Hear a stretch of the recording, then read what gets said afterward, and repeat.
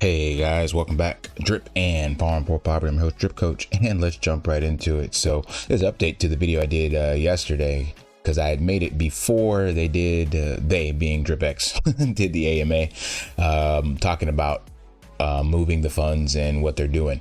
And as of this video, they've been in now, I think like 36 hours or whatever, but we're going to go through it and I'm going to show you why this is bullish. And of course, keep it real, keep 100 and let you know, of course, any about the red flags and risk as well.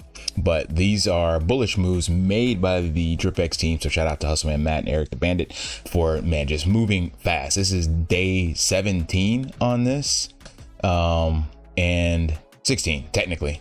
Won't be 17 yet. And they have implemented a bunch of changes and they are clearly trying to find ways to make this sustainable and already moving forward with the V1 rehypothecation and yields. So let's go through this DripX post. This will give you the gist of what took place.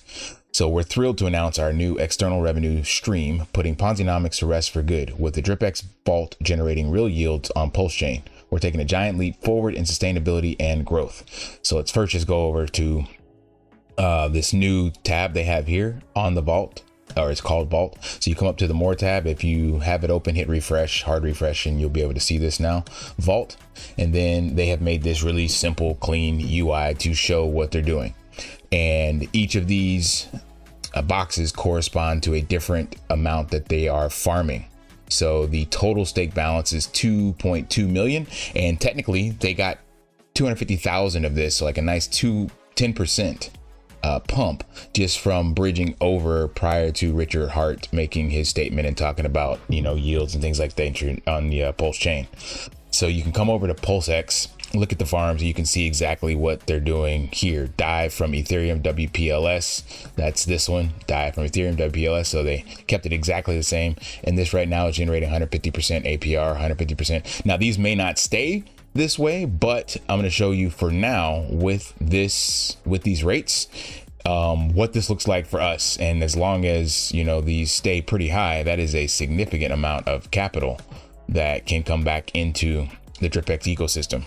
But let's move on to the next piece.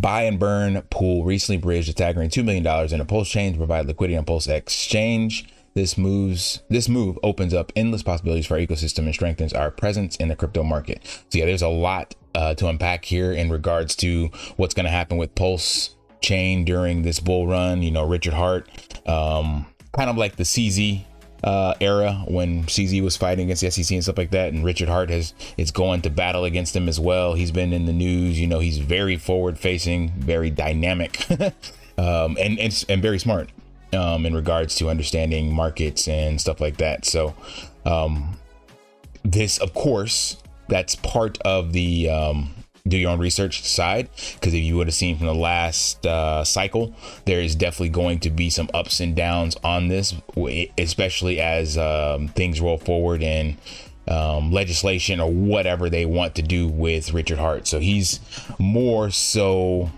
vulnerable, I would say, than CZ was, but it took years for that to finally play forward. But Richard Hart has made his moves strategically, and it seems like he's willing to go to battle for DeFi. So at the end, I think he will come out victorious from all this. But just keep in mind, any sort of negative news, backlash, SEC, federal, whatever comes about, then you would see some volatility over on that chain naturally due to that. That's just the way the news works with this. What does this mean for you? Well, buckle up, because it gets even better. The liquidity on PulseX yields daily passive income in the form of the incentive token, INC, which will be used to create miners in DripX ecosystem. So none of this is going to affect the ecosystem negatively. So the tokens are here, and as long as there's no black swan event where Pulse just disappears or Richard runs off with the money, or DAI or USDC or something like that has a huge depegging event or whatever, and or Wrap PLS jumps off a cliff, this will basically be here, right? And they're farming, so therefore they are gaining the incentive token, INC, and they are able to sell that. And when you come over here, you can already see that in 36 hours or so, I think he said originally like 10 hours, 24 hours is right about 10K. So this is about the halfway mark. they have made almost or $15,500, and it's all coming from Inc. rewards. So what he said is once a week they will come in here and sell this. So let's just say at the average of 10K for right now, that's $70,000 of real yield being generated. And at the end of the month, you know, that's over $250,000 that comes from real yield. Of course, that is all heavily dependent on this, you know, so and the price of the incentive token. So don't run home and say like, hey, we're all going to be rich overnight. But this just shows that there's real sustainability. And this is just one farm, of course. So the team making that upgradable contract, they can move around to different places as well, as long as it's SAFU locations and DeFi, and they still maintain ownership of the assets. So that is bullish. And then here's the next piece that is really huge. These miners, what he said right here, will be used to create miners in Drip ecosystem. These miners will not only feed the V2 buy and burn pool, but also reward the payout cycles for DripX stakers. It's a win-win situation. So remember, Hustleman Matt mentioned on the stream that the play is to make miners more attractive. And now with this boss move that they did, they will be doing exactly that, because what happens is they will now be able to bring over, so like I said, that's $70,000 a week. Let's just round it down to 50. And also they're not going to bridge all of it over. They're going to keep some there and add to the position. But let's just say they do half or even 40%. So simple math, 40% of $50,000 in 1 week is 20K. So that is $20,000 that can come over to the DripX ecosystem on a weekly basis. And he said that would be used to buy miners. And what he mentioned on my stream, as well as in the recent AMA, is that they would start filling up the dates that are not maxed out. So like this 8-day cycle right here, well, he'll miss that because I think he's doing it once a week. So let's go forward some, find out when the next one is not maxed. Here we go. So maybe by day 14. So day 14 has 4 billion tokens available. So they could come in with their 20K and buy miners to max that out. So let's see what that looks like.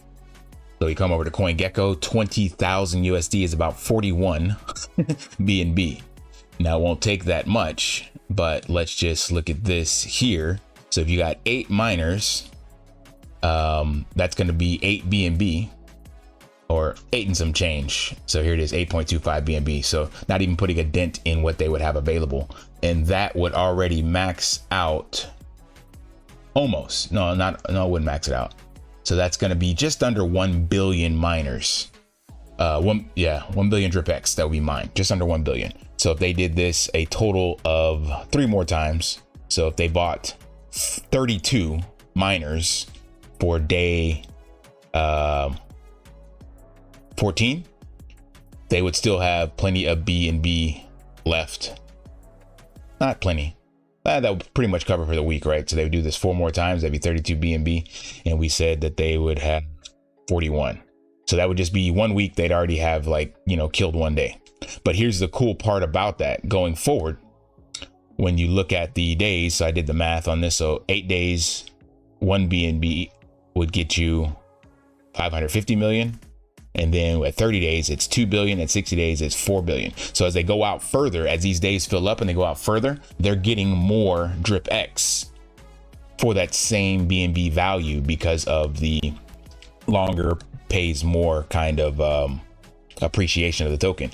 So in the beginning, it's going to have a slow trickle effect, but you can see how this will start to cap out very, very quickly and pushing people towards the longer miner days, and then even eventually possibly not having any days at all available. And this is what he mentioned in the stream, is like you're going to wake up and want to catch the next available day as this gets pushed out and try to log in and get your miners staked, because the tokens will be that scarce. Now that's going to take some time, but you put that, so this buy and burn or rehypothecation, buying and mining, alongside the difficulty increasing, this definitely sets up for a very bullish narrative going forward, because all of that is making the DripX token more valuable. Now, right now, yeah, the chart doesn't look good, but the team is showing you the moves that they're making to make this a long-term play. So in summary, this move is an absolute game changer. It not only boosts the sustainability of our ecosystem, but also rewards our loyal community members. So I'm excited about this. Like I told you guys, I'm reserving judgment. And even though haven't made any money on this yet, and I even did my payout. Unfortunately, I couldn't record it because I was busy, so it wasn't on my computer when I did this. So I had a payout of 48 USD equivalent, right at basically 0.1 BNB. And what I did was basically make, I think, 8 more miners out of that, and I kept 0.02 of that BNB. So my thesis will come together on day 28. So as of right now, I haven't pulled anything out. You can count that 0.02 BNB, but I'm not even going to count that. The real payout I'm going to be looking at to calculate things is on day 28, and potentially maybe the next 8-day cycle if this picks up. So as of right now, again, it's not anything to write home about. But again, the team is showing you the moves that they're making. And like I showed you guys, and you can see here on the vault, this is a huge win and positive